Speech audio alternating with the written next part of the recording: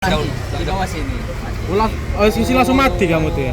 Puluhan motor mogok usai isi Pertamax bercampur air di Pertasop Terukis Martapura, kios langsung ditutup dan manajemen ganti rugi.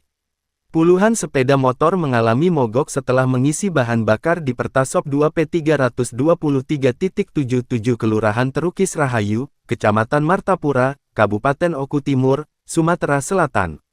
Tepatnya SPBU ini berada di Jalan Merdeka samping DPRD Kabupaten Oku Timur, di mana motor yang mengisi bahan bakar minyak BBM Pertamax di Pertasop tersebut langsung mati mesin setelah berjalan tidak jauh dari lokasi diduga karena BBM tercampur air. Sari, salah satu warga pengendara motor yang macet, mengatakan, ia biasa mengisi BBM di Pertasop Terukis Rahayu ini tidak terjadi apa-apa. Namun hari ini sehabis mengisi Pertamax sebanyak Rp20.000 di Pertasop Terukis Rahayu tersebut, motor yang dikendarainya tiba-tiba macet.